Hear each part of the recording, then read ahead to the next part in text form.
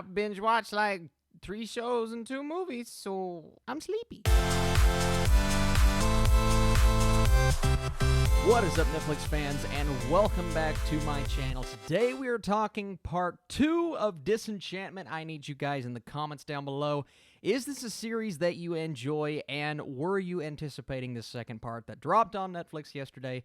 We're going to talk about it right now. So in episode 11, Bean travels to her homeland, Maru, where she rescues an old friend and learns of a mysterious prophecy that she is expected to fulfill. So episode 11 is titled The Disenchantress. We're kind of picking up on the storyline that left off on a massive cliffhanger at the end of part 1, and normally I don't talk spoilers on my Netflix reviews just because I know the average person does not binge everything in one day, and where I'm putting out the reviews so early, I don't want to spoil it for people. That's just the way that I work. But today I'm making a special case because to talk about certain things that I want to talk about, I have to hit on a few things from the first few episodes in this latest slate of episodes that dropped. So if you guys don't want to know anything, turn away now, or you can just fast forward to the score. But I'm not going to be spoiling the final few episodes, especially once we get into the last episode where it kind of leaves off. It leaves room for even more improvement than this part gave us. And I say that because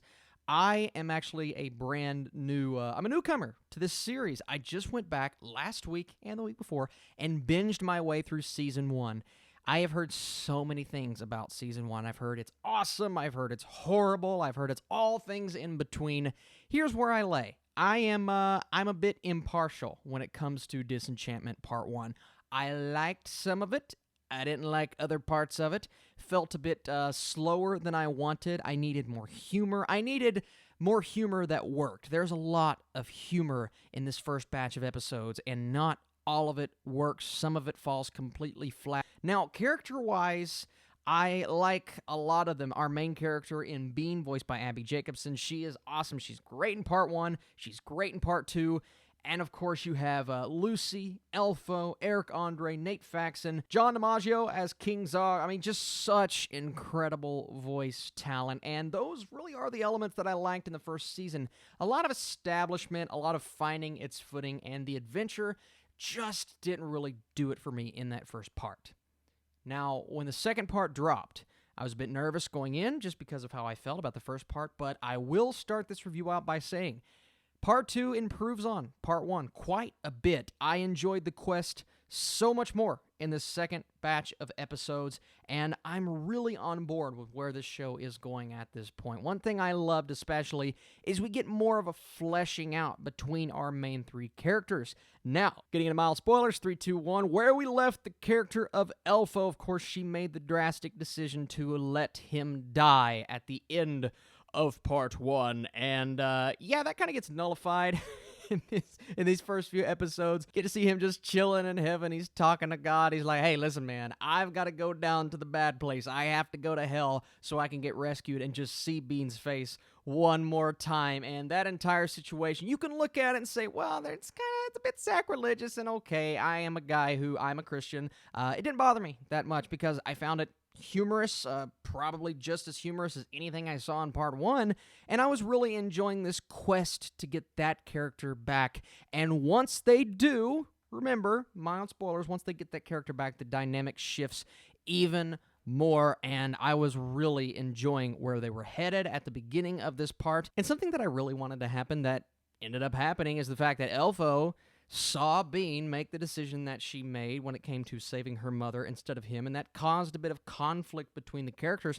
And then you have the character of Lucy betraying them, not betraying them, doing what he said he was going to do in the beginning, because he's like, listen, I will betray you. Do not trust me. So all of those things come into effect. So an interesting dynamic between those characters.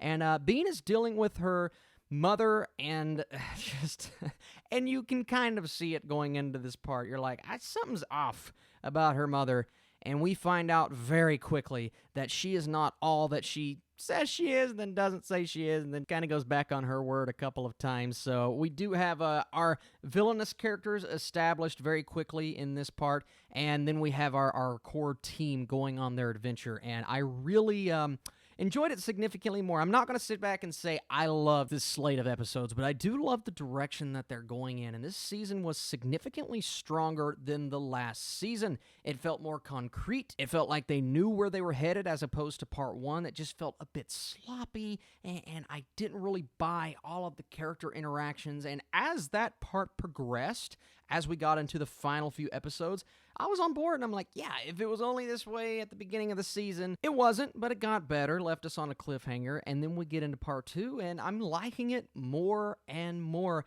The final few episodes, we do get certain payoffs that I was looking forward to, and that I was hoping we would get. Without those payoffs, I would say that this part could possibly fall flat as well, but the humor was better. They found their footing in terms of story. The fantasy aspect of the show is stronger in this season, significantly stronger. It even at times had a Game of Thrones vibe to it, which we hit on in the first part, but it was so much better in this slate of episodes. And sorry if I keep confusing seasons with parts, because apparently this is part 2 of season 1. It's not season 2. We're going to get to season 2 eventually.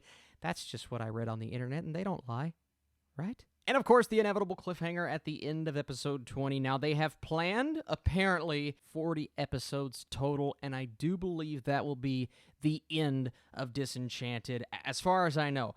And I'm okay with that. Listen, the more the show progresses, the more I enjoy it, the more I buy the fantasy elements, and it's really all about the humor when it comes down to it. It's something that I wasn't loving about the first part of season 1, but these episodes found their footing, like I said, and they did get significantly better. So I'm actually going to go 70% because I was really enjoying myself. It felt like more of an animated fantasy series, one that I wanted to see, and it got me on board with this show and where it's going, and that's really all you can ask. So let me know in the comments down below, did you like part 1 more? Did you like part 2 more? Were you disappointed? There were some elements of this part that I wasn't the biggest fan of, and once again, all jokes aren't going to land, and when they fall flat pretty hard, but for the most part, they got me on board with the story, and that's all you can possibly ask for, and I'm excited to see what's next. So let me know in the comments down below, did you enjoy this show? I want to hear your thoughts, see your thoughts, and I appreciate all of your all's support. Talked about this show a little bit on this week's episode of Clicking and Streaming, the brand new podcast on the Schmoes Know platform. You guys can find me on there, as well as on my Patreon page, where I'm talking movies and television, everything I'm doing on here, just more personal on that site. And of course, you can get down on that link and find all of my equipment, my gear, my microphone, my camera, and my chair, and you can purchase it for yourself. Find that link in the description. You guys are the best, and I'll see you soon.